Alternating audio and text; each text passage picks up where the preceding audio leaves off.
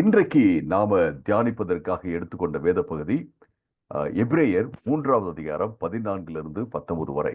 The passage we have chosen to meditate on today is Hebrews chapter 3 verses 14 through 19. Hebrews chapter 3 verses 14 through 19. நான் அதை ஆங்கிலத்தில் வாசித்து பின்பு தமிழிலும் உங்களுக்காக வாசிக்கிறேன்.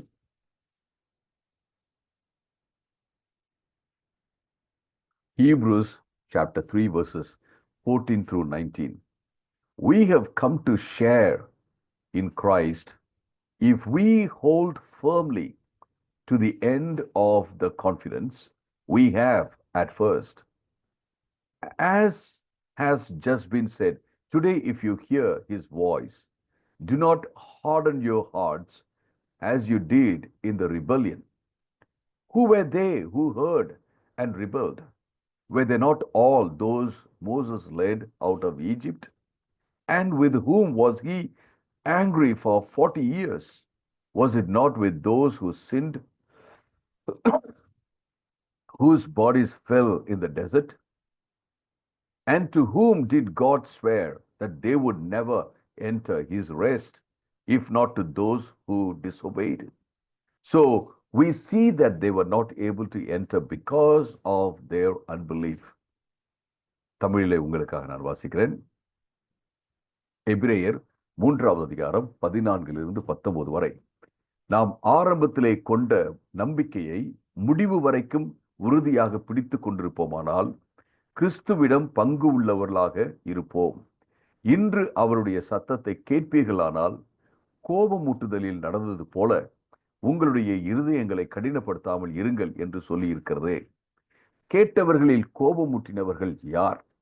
மோசையினால் எகிப்திலிருந்து புறப்பட்ட எல்லோரும் அப்படி செய்தார்கள் அல்லவா? மேலும் அவர் 40 வருடங்களாக யாரை வெறுத்தார்? பாவம் செய்தவர்களை தானே. அவர்களுடைய மரித்த சடலங்கள் வனாந்தரத்தில் விழுந்து போனதே. பின்னும் என்னுடைய இளைப்பாறுதலில் பிரவேசிக்க மாட்டார்கள் என்று அவர் யாரை பற்றி ஆணையிட்டார்? கீழ்ப்படியாதவர்களை பற்றி தானே. எனவே அவிசுவாசத்தினாலே அவர்கள் அதில் பிரவேசிக்க முடியாமல் போனார்கள் என்று பார்க்கிறோம். மீண்டுமாக நான் சொல்றேன், எந்த சூழல்ல எதை மனதிலே வைத்து எபிரேய புஸ்தகம் எழுதப்பட்டது என்றால், யூத மதத்திலிருந்து இயேசுவிடத்துல வந்த அநேகர் மறுபடியுமாக அவர்கள் விட்டு வந்த சடங்குகளை செய்தால்தான் ஆண்டவர் பிரியப்படுத்த முடியும் என்று சொல்லி சடங்குகளை அவர்கள் பின்பற்ற ஆரம்பித்து விட்டார்கள். எனவே சடங்குகளை காட்டிலும், மோசையை காட்டிலும், பிரமாணத்தை காட்டிலும், உங்களுடைய மதத்தை காட்டிலும் பெரியவர், தேவதூதர்களை காட்டிலும், நீங்க இதெல்லாம் ரொம்ப ரொம்ப பரிசுத்தம், இதெல்லாம் புனிதமானது அப்படின்னு நினைக்கிறீங்களா? அதை காட்டிலும் இயேசு பெரியவராக இருக்கிறார். இயேசுவை நீங்க விட்டுறாதீங்க அப்படின்னு சொல்லிதான் இந்த புஸ்தகத்தை யூத மதத்திலிருந்து இயேசுவுக்குள்ளாக தேவனுடைய ராஜ்யத்துல வந்த அந்த விசுவாசிகளுக்கு இந்த நிருபத்தை எழுதுறத நம்ம பார்க்கிறோம். இந்த இடத்துல என்ன சொல்றாரு அப்படிங்கிறத நம்ம பார்க்கலாம்.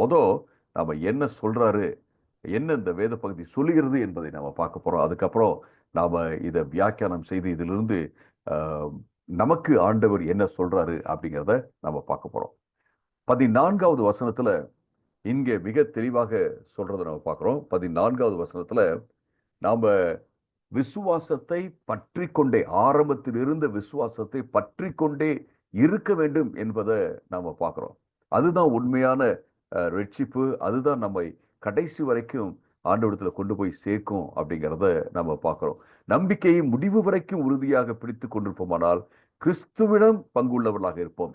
சால்வேஷன் என்பது நான் அடிக்கடி சொல்ற ஒரு காரியம் தான். மீண்டுமாக நான் சொல்கிறேன், ரட்சிப்பு என்பது நரகத்தில் இருந்து தப்பிக்கும் ஒரு காரியம் மட்டுமல்ல. ரட்சிப்பு என்பது பரலோகத்துக்கு போய் நல்ல அழகான ஒரு இடம், சூப்பரான ஒரு இடம், அங்க போய் நம்ம சேருவது என்பது அல்ல. இன்னைக்கு நிறைய பேரு நம்ம பல்வேறு மத பின்னணியிலிருந்து வரோம், கோட்பாடுகளின் பின்னணியிலிருந்து வரோம். நிறைய பேர் என்ன நினைச்சுக்கிறாங்க, பரலோகத்துக்கு போனோம்னா அது இருக்கும், இந்த இருக்கும், சுகபோகமான ஒரு வாழ்க்கை இருக்கும் அப்படின்னு நினைக்கிறாங்க.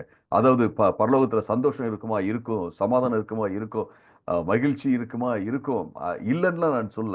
அது வந்து ஒரு வலியற்ற, வேதனையற்ற ஒரு வாழ்க்கை இல்ல அப்படின்னு நான் சொல்லவே இல்லை. பட் இந்த இடத்துல என்ன சொல்றாங்க அப்படின்னு கேட்டீங்கன்னா, நீங்க கிறிஸ்துவிடம் பங்குள்ளவர்களாக இருப்போம் அப்படிங்கிறது தான் எனது ரட்சிப்பு. கிறிஸ்துவில் பங்கு உள்ளவர்களாக இருப்பது தான் ரட்சிப்பு. ஆங்கிலத்தில் எப்படி இருக்கு அப்படின்னு கேட்டீங்கன்னா, 14வது வசனத்துல இப்படியாக இருக்கிறது. Share in Christ. we have come to share in Christ. இன்னொரு விதத்துல என்ன சொல்லுவாங்க அப்படின்னா, participation in Christ. we participate in Christ அப்படின்னா என்ன அர்த்தம்? கிறிஸ்துவில் வாழ்வது என்று அர்த்தம். கிறிஸ்துவோட இணைஞ்சிருப்பது என்று அர்த்தம். அருமையானவர்களே, ஒரு அருமையான ஒரு காரியம். ரட்சிப்பு என்பது அருமையான ஒரு காரியம். என்ன அப்படின்னு கேட்டீங்கன்னா, நாம ஆண்டவர்கிட்ட வரும்போது நாம அவரில் பங்கு பெறுகிறோம். அவரில் நாம ஒன்றிணைந்து போகிறோம் அப்படிங்கிறத நம்ம பார்க்கிறோம். நம்ம இந்த உலகத்திலையும் சரி, பரலோகத்துக்கு போகும்போதும் சரி, அல்லது மீண்டும் நம்ம புதிய வானம் புதிய பூமி அந்த உலகத்துல வரும்போது சரி, எப்போதுமே இதை நம்ம மனசை வச்சுக்கோ. நம்ம நரகத்தை பத்தி யோசிக்கவே தேவையில்லை. அல்லது அங்க வந்து பொன் வீதியெல்லாம் இருக்கும், அப்படி இருக்கும், இப்படி இருக்கும், அப்படி அதெல்லாம் பத்தி யோசிக்க தேவையில்லை. நம்ம கிறிஸ்துவோடு நம்ம இருக்க போறோம். இப்போது கிறிஸ்துவோடு இருக்கிறோம். அதுதான் ரொம்ப ரொம்ப மகிழ்ச்சியான ஒரு காரியம் அப்படிங்கிறத மனதில் வைத்துக் கொள்ள வேண்டும். நம்ம அப்ப கிறிஸ்துவோட இருக்கணும். கிறிஸ்துவில் பங்கு பெற வேண்டும் என்றால் இந்த நம்பிக்கையில நம்ம தொடர்ந்து இருக்க வேண்டும் என்று நாம பார்க்கிறோம். நிறையவல்ல மக்கள்கிட்ட வந்து நீங்க ரட்சிக்கப்பட்டீங்களா அப்படின்னு கேட்டா என்ன சொல்லுவாங்கன்னா, ஆமா நாங்க ரட்சிக்கப்பட்டோம். எப்ப? 1986ல. 1986ல.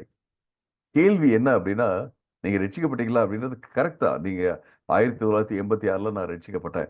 1986ல நான் ஆண்டவர்கிட்ட வந்தேன். நான் இன்னைக்கு ரட்சிக்கப்பட்டு கொண்டே இருக்கேன். ரட்சிக்கப்படுவது என்பதே to participate in Christ, to be in Christ, to share in Christ. ரட்சிக்கப்பட்டிருப்பது என்பது அல்லது ரட்சிக்கப்படுவது என்பது கிறிஸ்துவில் பங்கு பெறுவது, கிறிஸ்துவில் வாழ்வது, கிறிஸ்துவில் ஒரு அங்கமாக இருப்பது. அதான் நம்ம பார்க்கிறோம். இது ரொம்ப ரொம்ப முக்கியமானது.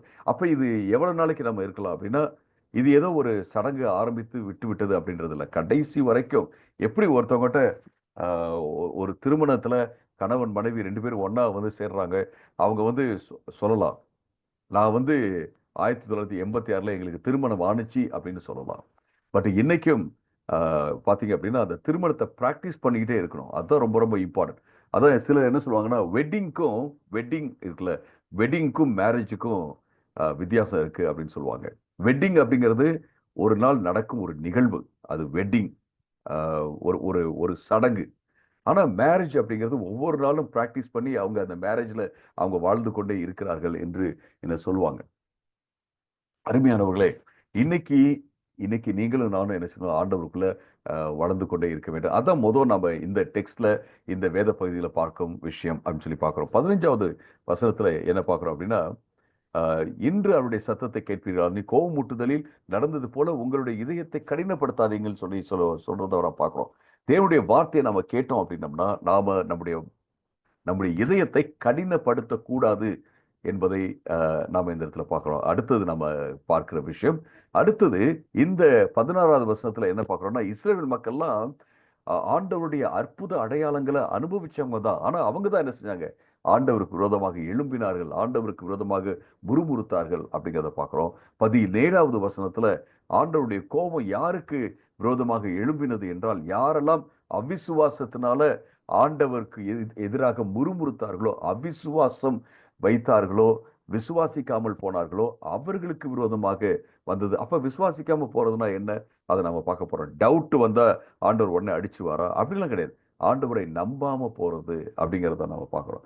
அடுத்து என்ன அப்படின்னா, 18வது வருஷத்துல வாசிக்கிறோம், அவர்கள் நம்பாம போனதுனால, அவர்கள் முறுமுறுத்ததுனால அவர்களுக்கு கிடைக்க வேண்டிய அந்த இளைப்பாறுதல், அவர்களுக்கு கிடைக்க வேண்டிய அந்த கானான் தேசம் வரவில்லை, அவருக்கு கிடைக்கல அப்படிங்கிறத பார்க்கிறோம். இதுல ரூட் ப்ராப்ளம், இதுல வேரூன்றி இருக்கிற அல்லது வேர் போன்ற அந்த பிரச்சனை என்ன அப்படின்னு கேட்டீங்கன்னா, அன்பிலீஃப் அப்படின்னா ஆண்டவரை விசுவாசிக்காமல் போவது அப்படிங்கிறத நான் பார்க்கிறோம். ஒரு சில முக்கியமான கருத்துக்களை நான் உங்களோடு கூட நான் பகிர்ந்து கொள்ள போறேன் இந்த காலை வேளையில. முதலாவதாக, faith requires endurance.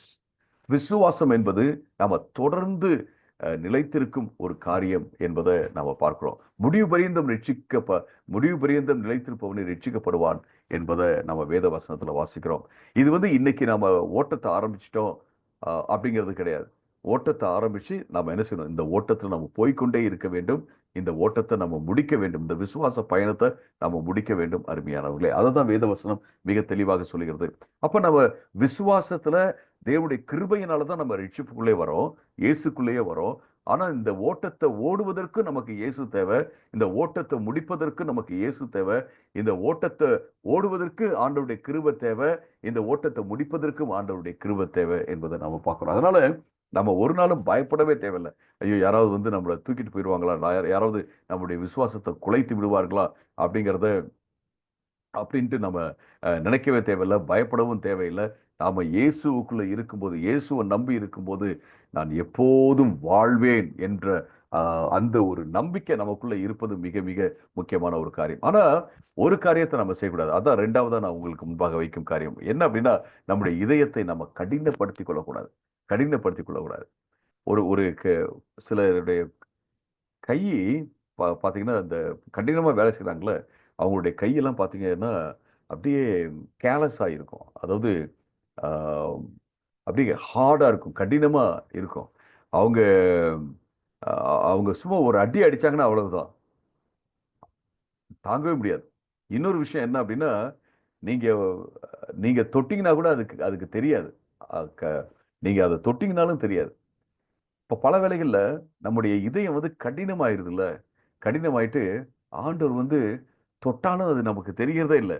எப்படி கடினமாகுதுன்னா, நம்ம ஆண்டவருடைய சொல் பேச்சை கேட்காம கேட்காம கேட்காம போய் கடைசியில அது கடினமாகி விடுகிறது என்று நாம பார்க்கிறோம். அந்த மாதிரி ஒரு நிலைக்கு நாம போய்விடவே கூடாது. ஆண்டவர் கொஞ்சம் நம்ம கிட்ட சொன்னாவே அது கேட்கிற மாதிரி இருக்கணும். நான் என்னுடைய வாழ்க்கையில புரிந்து கொண்ட ஒரு விஷயம் என்ன அப்படின்னு கேட்டீங்கன்னா, ஆண்டவர் பேசியும் அது நிராகரிக்கிறவர்கள் அல்லது அதை குறித்து எந்த விதமான உணர்வும் இல்லாம இருக்காங்கல்ல, அவங்க தான் ரொம்ப ரொம்ப டேஞ்சரான ஒரு இடத்துல இருக்கிறாங்க அப்படின்னு நான் சொல்வேன். அதாவது பாவம் செஞ்சு அதாவது பாவம் செஞ்சுட்டு செஞ்சுட்டு ஆண்டவரே மன்னிச்சுக்கங்க அப்படின்னு கேட்கணும்னு நான் சொல்லலை. நான் ஆமோதிக்கவில்லை, அதை நான் முன்வைக்கவில்லை. பட் சிலர்லாம் பாவம் செஞ்சிருவாங்க. பாவம் செஞ்ச உடனே ஐயோ நான் செஞ்சிட்டேனே, இந்த மாதிரி நான் செஞ்சிருக்க கூடாது, ஆண்டவரே என்ன மன்னிங்கன்னு சொல்லிட்டு ஆண்டவர்கிட்ட வந்துருவாங்க. அவர்கள் ரொம்ப பெரிய ஒரு டேஞ்சரான ஒரு இடத்துல இல்லை. ஆனா பாவம் செஞ்சுட்டு அதை நியாயப்படுத்திக்கிட்டே இருக்காங்கல்ல, அது ஒன்றும் பிரச்சனை இல்லை அப்படின்ட்டு பேசிட்டே இருக்காங்கல்ல, அவர்கள் பெரிய ஒரு அபாயமான ஒரு இடத்துல இருக்கிறாங்க அப்படிங்கிறத நம்ம பார்க்குறோம். அருமையானவர்களே, இன்னைக்கு நம்முடைய உள்ளம் ஒரு இன்சென்சிட்டிவா இருக்கவே கூடாது. அதாவது ஒரு உணர்வற்ற ஒரு எண்ணமாக உள்ளமாக இருக்கக்கூடாது. உணர்வுள்ள ஒரு உள்ளமாக இருப்பது மிக மிக முக்கியமான ஒரு காரியம் என்று நம்ம பார்க்குறோம். நம்ம எத்தனை முறை ஆண்டவர் சொல்லியும் அதை நம்ம எதிர்த்திருக்கிறோம் அப்படிங்கிறத நீங்க யோசித்து பாருங்க. அடுத்தது நம்ம என்ன பார்க்குறோம் அப்படின்னா, ஆண்டவரை நம்பாம இருக்கிற காரியம் தான் நம்மளை ஆண்டவர்கிட்ட இருந்து நம்மளை கொண்டு போய் தள்ளும். நான் பார்த்துருக்கிறேன் சில கணவன் மனைவி அவர்களுடைய நடுவில் நம்பிக்கையற்ற ஒரு சூழல் வரும். அவங்க பார்த்தீங்கன்னா அவங்களுக்குன்னு ஒரு பணப்பை வச்சிருப்பாங்க, ஒரு பர்ஸ் வச்சிருப்பாங்க இவங்களுக்குன்னு. அப்புறம் இவங்க 2 பேருக்கும் செப்பரேட் அக்கௌண்ட்ஸ், 2 பேரும் பணத்தை கலந்துக்க மாட்டாங்க, ஒருத்தவங்களுக்கு பணத்தை கொடுத்துக்க மாட்டாங்க. அப்புறம் யார்கிட்ட பேசினாலும் அவங்க டவுட் பண்ணிட்டே இருப்பாங்க. இப்படியே போயிட்டு இருந்துச்சுன்னா நமக்கு தெரியும் கொஞ்ச நாள்ல அவங்க பிரிய தான் போறாங்க அப்படின்னு சொல்லிட்டு நமக்கு நல்லா தெரியும். ஒருத்தவங்க அதாவது எந்த உறவும் விரிசல் அடைவதற்கு காரணம் என்னன்னா, நம்பாம போறது தான். ஒருத்தவங்களை நம்பாம போறது தான் அப்படின்றத பார்க்கணும். டவுட்டுன்னு சொல்றதை விட unbelief, not trusting each other. அதுதான். இப்ப ஆண்டவருக்குள்ள நம்ம வந்துட்டோம் இல்லைங்களா? எது வந்தாலும் நீங்க ஆண்டவரை நம்புவது மிக முக்கியமான ஒரு காரியம். ஆண்டவரை நம்பாம போகும்போது அவருக்கு நம்ம நன்றி உள்ளவர்களா இருக்க மாட்டோம். ஆண்டவரை நம்பாம போகும்போது முறுமுறுக்க ஆரம்பிப்போம். ஆண்டவரை நம்பாம போகும்போது வேற எதுக்காவது நம்ம வேற ஏதாவது ஒரு வழியில நமக்கு எது கிடைக்கணுமோ அதை நம்ம அடையலாம் அப்படின்னு சொல்லிட்டு நம்ம போவோம். அது என்னன்னா கடைசியில் நம்மளை தவறான காரியத்துல கொண்டு போய் நிறுத்திவிடும் என்று பார்க்கிறோம். ஒரு நாள் ஒரு இடத்துல நான் ஒரு சர்ச்சில் நான் படித்து கொண்டிருந்த போது, நான் எம்டிஹெச் படிக்கும்போது ஒரு சர்ச்சுக்கு நான் உதவி செய்து கொண்டிருந்தேன். பிரசங்கம் பண்ணுறது அந்த மாதிரிலாம் நான் உதவி செய்து கொண்டிருந்தேன். அப்ப நான் ஒரு ஆங்கில ஆராதனை நடத்திட்டு இருக்கும்போது, ஆங்கிலம் தெரியாத ஒரு குடும்பம், தமிழ் மட்டும்தான் பேசுற அந்த குடும்பம் வந்து என்ன செஞ்சாங்க, வந்து ஆராதனையில உட்கார்ந்து பங்கு பெற்றார்கள். முடிஞ்சதுக்கு அப்புறம் அவங்க சொன்னாங்க, "பாஸ்டர் நீங்க பேசுனது என்னன்னு எங்களுக்கு புரியல. பட் சர்வீஸ்க்கு நாங்க வரணும் அப்படின்ட்டு ஓடி வந்துட்டோம் பாஸ்டர்" அப்படின்னு அவங்க சொன்னாங்க. அப்ப நான் அவங்ககிட்ட கேட்டேன், என்ன என்ன ஆச்சு? நீங்க ஓடி வந்ததுக்கு என்ன காரணம்?" அப்படின்னு நான் அவங்ககிட்ட கேட்டேன். அப்ப அவங்க என்ன சொன்னாங்க அப்படின்னா, "நாங்க வந்து 6 மாசத்துக்கு முன்னாடி என்ன செஞ்சோம்? ஆண்டவருக்குள்ள வந்தோம். ஒரு விஷயமாக இந்த இந்த காரியத்தை ஆண்டவர் செய்யணும்னு சொல்லிட்டு நாங்க வந்தோம். நாங்க ஜெபம் பண்ணோம். உபவாசம் போட்டு ஜெபம் பண்ணோம். நெறைய பேர்கிட்ட ஜெபம் பண்ணுங்க, ஜெபம் பண்ணுங்கன்னு சொன்னோம். இந்த சர்ச்ல இருக்க பாஸ்டர்ங்கிட்ட எல்லாம் நாங்க ஜெபம் பண்ணுங்கன்னு சொன்னோம். எல்லாரும் ஜெபம் பண்ணாங்க. ஆனா ஒண்ணுமே நடக்கவே இல்ல. ஆண்டவர் அற்புதம் செய்யவே இல்ல. நாங்க என்ன பண்ணோம் அப்படின்னா, அப்புறம் இப்ப ஒரு 1 மாசமா நாங்க ஒரு பாபா கிட்ட போயிட்டு இருக்கிறோம். அவர் வந்து அவர்கிட்ட ஃபர்ஸ்ட் வந்து தாயத்து வாங்கி நாங்க கட்டுனோம். ஆனா ஒண்ணுமே நடக்கல. அப்புறம் சரி பாபாவ வந்து நம்ம நேரடியா பார்த்தரணும். அந்த குருவ வந்து நேரடியா பார்த்தரணும்னு சொல்லிட்டு, நாங்க என்ன செஞ்சோம்னா, நேத்து அ சாயங்காலம் நாங்க அவர போய் பார்க்க போனோம். அவர் வந்து கண்ண மூடி அப்படியே உட்கார்ந்திருந்தாரு. நாங்க என்ன செய்வோம், அதுக்கான ஃபீஸ கட்டிட்டு நாங்க உட்கார்ந்திருப்போம். அவங்க கூப்பிடுவாங்க. நாங்க போயிட்டு அவருக்கு முன்னாடி உட்காருவோம். அவரு கண்ண தொறந்து என்ன செய்வாரு, ஓ ப அவரு என்ன நடக்கும் அப்படின்றத சொல்லுவாரு அப்படின்னு அவங்க சொன்னாங்க. இப்ப உட்கார்ந்திருக்காங்க. அந்த பாபா கிட்ட போயிட்டு முன்னாடி உட்கார்ந்துட்டாங்க. அவரு கண்ண தொறந்த உடனேயே சொன்னது என்ன அப்படின்னா, "என்கிட்ட இருக்கிறத காட்டிலும் உங்ககிட்ட பெருசா ஒண்ணு இருக்குதுல்ல. உங்ககிட்ட ஒரு பெரிய வல்லமை இருக்குல்ல. அங்க போங்க. இயேசுகிட்ட போங்க. ஓடுங்க." அப்படின்னு சொல்லிட்டு அவங்க என்னது திட்டினோன்னே அன்னைக்கு நைட்டு ஓடி விட்டாங்க. அதுக்கு அது வந்து சனிக்கிழமை. அடுத்த நாள் காலையில வேலையா நான் ஏதாவது ஒரு சர்வீஸ்க்கு போணும்னு சொல்லிட்டு ஓடி வந்துட்டாங்க. அது வந்து ஆங்கில ஆராதனை. அவங்களுக்கு தெரியல. அப்ப நான் சொன்னேன், "நீங்க வந்து அந்த சோதனை காலத்துல மட்டும் ஆண்டவருக்கு நன்றி உள்ளவர்களாக நீங்க கடைசி வரைக்கும் இருந்திருந்தீங்க அப்படின்னா, ஆண்டவர் வந்து பெரிய காரியத்த செய்வாரு. இப்பயும் ஒண்ணுமில்ல. நீங்க வந்து ஆண்டவர நம்புங்க. ஆண்டவர் பெரிய காரியத்த செய்வாரு." அப்படின்ட்டு நான் அவங்களுக்கு சொன்னேன். பாருங்க, பல வேளைகள்ல நான் நான் பார்த்திருக்கிறேன். இந்த பாபாக்கள் மூலமா கூட ஆண்டவர் பேசியிருக்கிறார். எனக்கு இன்னொரு ஞாபகம் இருக்கு. ஒருத்தவங்களுக்கு செவ்வாய் தோஷம்ன்னு சொல்லிட்டு, அவங்களுக்கு வந்து கல்யாணமே ஆகாது அப்படின்னு சொல்லிட்டாங்க. ஆ சரி அப்படின்னு சொல்லிட்டு கடைசியில இந்த தோஷத்த கழிக்கிறதுக்கு எப்படின்னு சொல்லிட்டு நாங்க பார்க்கணும் அப்படின்னு சொல்லிட்டு அந்த குடும்பத்துல ட்ரை பண்றாங்க. ஆனா இவரு வந்து ரட்சிக்கப்பட்டவர். எனக்கு வந்து எந்த தோஷமும் இல்ல, ஒண்ணுமே கிடையாது அப்படின்னு அவர் சொல்றாரு. நான் கிறிஸ்துக்குள்ள இருக்கேன்னு சொல்றேன். இல்ல, இல்ல நம்ம வந்து ஜாதகம் பார்த்து தான் ஆகணும். அது வந்து கழிச்சு தான் ஆகணும் அப்படின்னு சொல்றாங்க. இல்லைங்க நான் கிறிஸ்துவுக்குள்ள இருக்கிறேன். அம்மா, அப்பா கிறிஸ்துவுக்குள்ள இருக்கிறேன். எனக்கு ஒண்ணுமே ஆகாது அப்படின்னு அவர் சொல்றாரு. இவங்க முடியாது. எல்லாம் தோஷத்த கழிச்சு தான் ஆகணும் அப்படின்னு சொல்லிட்டு போயிட்டாங்க. அப்புறம் அ ஜாதகம்லாம் பார்த்து ஒரு குருவெல்லாம் அ அவங்க கன்சல்ட் பண்ணி என்ன தோஷத்த கழிக்கிறது அப்படிலாம் பூஜையெல்லாம் பண்ணணும்னு சொல்றாங்க. இவரு சொல்லிட்டாரு, "நான் வந்து பூஜையில கலந்துக்கவே மாட்டேன். நான் கர்த்தர மட்டும் நான் விசுவாசிக்கிறேன்." அப்படின்னு அவர் சொன்னார். அப்புறம் அவங்க என்ன சொன்னாங்க, "எப்படியோ போய் தொல, நீ செத்து போ" அப்படின்னு சொல்லிட்டாங்க. அப்புறம் பார்த்தீங்கன்னா, அவருக்கு வந்து கல்யாணம் நடந்துச்சு. கல்யாணம் நடக்கும்போது மாலை போடும்போது அப்படியே மாலை வந்து அப்படியே பிஞ்சு கீழ விழுகுது. அவங்க எல்லாம் யோசிக்கிறாங்க, "ஐயோ! என் பையன் சாக போறான். தோஷத்த எப்படி கழிக்கிறது?" அப்படின்னு சொல்லிட்டு அவங்க யோசிக்கிறாங்க. அப்புறம் அவருக்கு கல்யாணம் ஆயிடுச்சு. கல்யாணம் பண்ணது யாரு அப்படின்னா, ஒரு நல்ல ஒரு விசுவாசிய தான் அவர் கல்யாணம் பண்ணாரு. அ இன்னும் அவர் வந்து அ உயிரோட தான் இருக்கிறாரு. அவருக்கும் மகன் இருக்கிறாங்க. அவங்க சந்தோஷமா தான் இருக்கிறாங்க. அவர் ஒண்ணும் செத்தெல்லாம் போகல. அருமையானவர்களே, நாம வந்து பல வேளையில என்ன நினைக்கிறோம் அப்படின்னா, இது இது இது எப்படியாவது நம்ம அ ப இத செஞ்சுட்டோம்னா இது பரிகாரம் ஆயிருமே அப்படின்னு சொல்லிட்டு, நம்ம ஆண்டவருக்கு பிடிக்காத காரியங்கள் நாம செய்து விடுகிறோம். அதாவது ஜோசியத்த மட்டும் நான் சொல்லல. அல்லது வேறு விஷயத்த மட்டும் பாபா கிட்ட போறத மட்டும் சொல்லல. நம்முடைய வாழ்க்கையில பல வேளைகள்ல ஆண்டவர் மேல நம்பிக்கை இல்லாம, ஆண்டவருக்கு பிடிக்காத காரியத்தை செய்து எப்படியாவது நமக்கு நன்மை கிடைத்து விடாதா என்று சொல்லி நம்ம அதன் பின்பாக நம்ம போய் விடுகிறோம். அதெல்லாம் இல்லாம ஆண்டவர கடைசி வரைக்கும் நம்ம நம்புவது மிக மிக முக்கியமான ஒரு காரியம். அப்பனா நம்ம நமக்கு நல்ல காரியத்த நம்ம செஞ்சுக்க கூடாது அப்படின்னா நம்ம செய்யலாம். ஒண்ணுமே பிரச்சனை கிடையாது. ஆனா இங்க நம்ம என்ன பார்க்கிறோம்னா, இஸ்ரவேல் மக்கள் ஆண்டவருடைய நன்மை எல்லாம் அனுபவிச்சவங்க. அந்த 10 வாதைகள பார்த்தவங்க, அற்புத அடையாளங்கள பார்த்தவர்கள் ஆண்டவர நம்பாம என்ன செய்றாங்க அப்படின்னா, மீண்டும் மீண்டுமாக ஆண்டவருக்கு விரோதமாக முறுமுறுத்துக் கொண்டே இருக்கிறார்கள். நன்றி இல்லாதவர்களாக அவர்கள் இருக்கிறார்கள் என்று நாம பார்க்கிறோம். இன்னைக்கு நீங்களும் நானும் இன்னும் நம்முடைய அந்த விசுவாசத்துல வளரணும் அப்படின்னா, ஆண்டவருக்கு நன்றி உள்ளவர்களாக இருப்பது மிக மிக முக்கியமான காரியம் என்று நான் சொல்லுவேன் அருமையானவர்களே. அது மட்டுமல்ல ஆண்டவர் உங்களுக்காக ஒரு பெரிய திட்டத்தை வச்சிருக்கிறார். ஆண்டவர் வந்து ஒரு பெரிய ஆசீர்வாதங்களை வைத்திருக்கிறார். எப்படி இந்த மக்களுக்கு கானான் தேசத்தை வைத்திருந்தாரோ அது போல ஆண்டவர் வந்து பெரிய ஆசீர்வாதத்தை வைத்திருக்கிறார். அதை நம்ம முழுசா அடையணும் அப்படின்னா நாம தொடர்ந்து அவரை நம்புவது, ஆண்டவர் மேல விசுவாசத்தை வைப்பது மிக முக்கியமான ஒரு காரியம். இந்த காலை வேளையில நாம ஒரு சில காரியங்களை வைத்து நாம ஜெபிக்க போறோம். என்ன அப்படின்னா, ஆண்டவரே உங்களை நான் நம்பிக்கொண்டே இருக்க வேண்டும். ஆண்டவரே உங்களை நான் நம்பணும். என்னுடைய இதயம் வந்து கடினப்பட்டு போகவே கூடாது.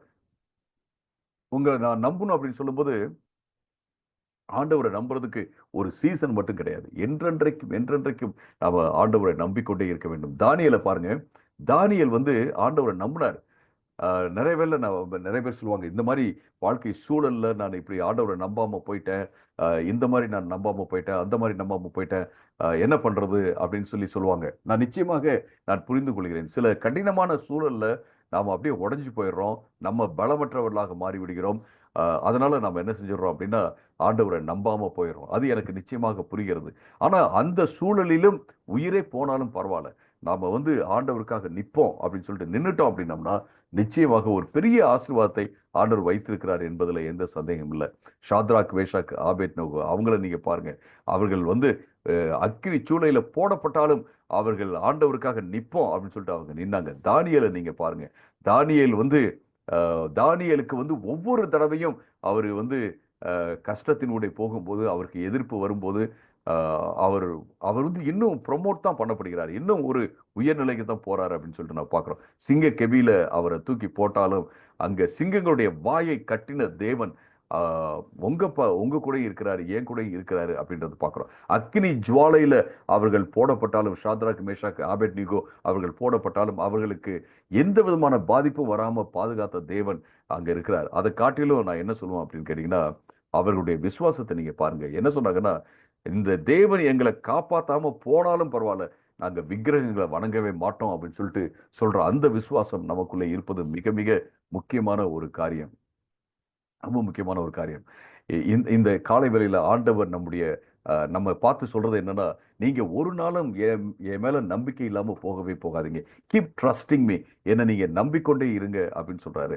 நம்பிக்கொண்டே இருப்பது என்றால் நம்ம ஒண்ணுமே செய்யாம அப்படியே ஆண்டவர் வந்து எல்லாத்தையும் ஆட்டோமேட்டிக்கா கொண்டு வந்து கொடுத்துருவாரு அப்படின்ட்டு நான் சொல்லலை. நம்ம செய்ய வேண்டியதை நம்ம செய்ய வேண்டும். ஒரு ஒரு மனுஷன் வந்து விதைக்க வேண்டும் என்றால், ஒரு வயல்ல போயிட்டு விதைக்கணும் அப்படின்னா அவன் விதைக்க வேண்டும். ஆனா என்ன என்ன வந்தாலும் சரி, ஆண்டவர் என்ன போஷிப்பாரு. இந்த வயல் நிலத்தை மட்டும் நான் நம்பி இல்லை, நான் வந்து செய்ய வேண்டியதை நான் செய்கிறேன். ஆனா ஆண்டவர் என்ன போஷிப்பாரு. மழை வந்தாலும் சரி, பயங்கரமா வெயில் அடிச்சாலும் சரி, அல்லது மழையே வராம போனாலும் சரி, புயல் வீசினாலும் சரி, ஆண்டவர் எனக்கு விளைச்சலை தருவாரு. அந்த விளைச்சலே வராட்டினாலும் சரி, நான் ஆண்டவரை நம்புவேன். எப்படியாவது என்ன அவர் போஷிப்பாரு, என்னை கைவிட மாட்டாரு அப்படின்னு நாம ஆண்டவரை நம்புவது மிக மிக மிக முக்கியமான ஒரு காரியம். அருமையானவர்களே, அப்படி அப்படி அந்த நம்பிக்கை எப்ப வரும்னா, ஆண்டவருக்கு நன்றி உள்ளவர்களாக நாம இருக்கும்போது. நீங்க ஒரு நிமிஷம் உங்க நீங்க ஒரு டைம் எடுத்து நீங்க சொல்லுங்க, ஆண்டவருக்கு நான் நன்றி சொல்றேன், இதுக்காக நன்றி சொல்றேன்னு சொல்லிட்டு நீங்க சொல்லலாம். யாராவது இந்த காலை வேளையில சொல்ல முடியுமா, ஆண்டவர் வந்து இந்த வாரத்துல இந்த காரியத்தை எனக்கு செஞ்சாரு, ஆண்டவருக்கு நன்றி சொல்லிட்டு சும்மா ஒரு நிமிஷம், ரொம்ப நேரம் நீங்க எடுக்க வேணாம், ஒரே ஒரு நிமிஷத்துல ஆண்டவர் எனக்கு இந்த காரியத்தை செஞ்சாரு, நான் ஆண்டவருக்கு நன்றி சொல்றேன் அப்படின்னு சொல்லிட்டு சொல்ல முடியுமா? Praise all pastor. நாமத்துக்கு மகிமை உண்டாதாக. கடந்த 24வது வருஷமே நாங்க வந்து ஒரு லேண்டு கரையம் பண்ணணும், அது வாங்கி இது பண்ணணும். அதுக்கு பட்டா கிடைக்கவே இல்லை. நாங்க ஒரு வருஷமா அப்ளை பண்ணியிருந்தோம், அது கிடைக்கவே இல்லை. அப்புறம் பாத்தீங்கன்னா முந்தா நாள் வந்து நாங்க அங்க ஊர்ல ஒருத்தர் விஓ ஆபீஸ்ல தெரிஞ்சவர்கிட்ட கொடுத்து 3 மாசம் ஆயிடுச்சு. அவரும் பல காரணங்களை சொல்லிட்டே இருந்தாரு. திடீர்னு நாங்க ஒரு ஊருக்கு போக வேண்டிய வேலை இருந்தது. சரி, போற வழியில அவரு கிட்ட கால் பண்ணி கேட்போம் அப்படின்னு சொல்லிட்டு போகும்போதே, நாங்க கார்ல போகும்போதே கால் பண்ணோம். அவரு நாங்க வாங்கி வச்சு 1 வாரம் ஆகுதுன்னு நாங்க கால் பண்ணப்ப சொன்னாரு. அவர் வாங்கி வச்சு கூட எங்ககிட்ட சொல்றது கூட ஞாபகம் இல்லை. ஆனாலும் நாங்க கேட்கிறப்ப அது கிடைச்சிருச்சு அப்படின்னு சொல்லிட்டு சொன்னாரு. நாங்க போய் அதை வாங்கிட்டு வரும்படியான ஒரு கிருபையை கொடுத்தாரு. 1 வருஷம் 1.5 வருஷமா அது கிடைக்காம இருந்துச்சு. ஆனாலும் கர்த்தருடைய கிருபை அதை கிடைக்க செஞ்சார். ஹalleluya, praise the lord. So இந்த சாட்சி, இந்த அற்புதம், இந்த காரியம் வந்து சிஸ்டர் பிரீத்தி பிரதர் பாஸ்கோ அவங்களுடைய விசுவாசத்தை இன்னும் கூட்டுது அப்படின்னு தான் நான் விசுவாசிக்கிறேன். நம்முடைய விசுவாசத்தையும் கூட்டுகிறது. இதையெல்லாம் நம்ம பார்த்துட்டு நம்ம ஆண்டவர் விசுவாசிக்காம போலாமா? நிச்சயமாக அப்படி விடவே முடியாது. ஆண்டவர் வந்து நமக்கு நன்மைகளை செய்கிறவராக இருக்கிறார். இன்னும் ஒருத்தவங்க ஏதாவது ஒரு நிமிஷம் ஷேர் பண்றீங்களா? Thank you sister Preethi. Yes, praise Lord pastor. Praise Lord, praise Lord. நாங்க இந்த 40 டேஸ்ல பிரேயர்ல வந்து உதயாவது என்னுடைய பிரேயர் வந்து பாத்தீங்கன்னா அபி ரெகுலரா கலந்துக்கிறோம் பாஸ்டர். நாங்க வந்து இந்த மார்ச்ல இருந்து கண்டிப்பா நாங்க சர்ச்சுக்கு ஒரு வாரம் கூட மிஸ் பண்ணக்கூடாது. நாங்க வர்றது ரோடு மற்ற எல்லாமே நிறைய ரொம்ப டேமேஜா இருக்குங்க பாஸ்டர். டிராவலுங்கிறது ரொம்ப எங்களுக்கு இந்த டைம் ரொம்பவே சிரமமா தான் இருக்கு. இருந்தாலும் நாங்க வந்து ஜூம்ல ஆராதிக்கிறத விட நேர்ல போகணும் அப்படிங்கிறது 2 மாசமாவே ரொம்பவே பிரயாசப்பட்டாங்க பாஸ்டர். அது எங்களால முடியாம போனது. ஆனா இந்த வீக் வந்து கண்டிப்பா நாங்க வரணும் அப்படின்னு நினைச்சோம். அதே மாதிரி இந்த வாரம் வந்து சர்வீஸ் சேலத்தில் நம்ம அட்டென்ட் பண்றது கர்த்தர் பெரிய உதவி செஞ்சாருங்க pastor. Thank you so much, thank you so much. ஆண்டவர் வந்து ஒரு உந்துதலை கொடுத்து தடைகளையும் தாண்டி வரணும் அப்படிங்கிற அந்த உந்துதலை கொடுத்தாரு. ஆண்டவருக்கு நன்றி சொல்றோம். சர்ச்சுக்கு ஆண்டவர் வர உதவி செஞ்சார் அப்படிங்கிறது ஒரு பெரிய விஷயம். வா, சூப்பர். இதுவும் இதுக்கும் நம்ம நன்றி சொல்லலாம். ஒவ்வொரு சின்ன காரியத்துக்கும் நாம் அப்படியே நன்றி உள்ளவர்களாக, ஆண்டவருக்கு நன்றி உள்ளவர்களாக, மற்றவங்களுக்கு நன்றி உள்ளவர்களாக அப்படியே இருக்கும்போது பார்த்தீங்கன்னா நிச்சயமாக நாம ஆண்டவரை தொடர்ந்து நம்பிக்கொண்டே இருப்போம். One last testimony, 1 minute testimony. Thank you sister Vimala. One last testimony யாராவது ஷேர் பண்ண முடியுமா?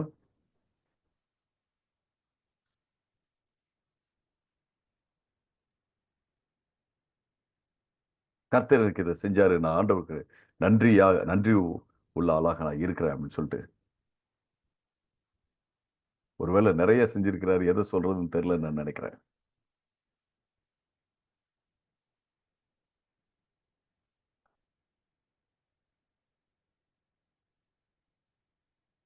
நான் இந்த இந்த இந்த ஃபாஸ்டிங் ப்ரேயருக்காக நான் ஜெபிக்கிறேன். இந்த ஃபாஸ்டிங் ப்ரேயர் காலத்துல இன்னும் அதிகமாக நான் ஆண்டவரை நோக்கி பார்ப்பதற்கு ஒரு எழுச்சியை எனக்குள்ள ஆண்டவர் கொடுத்து கொண்டிருக்கிறார். ஆண்டவருக்காக நான் நன்றி சொல்றேன்.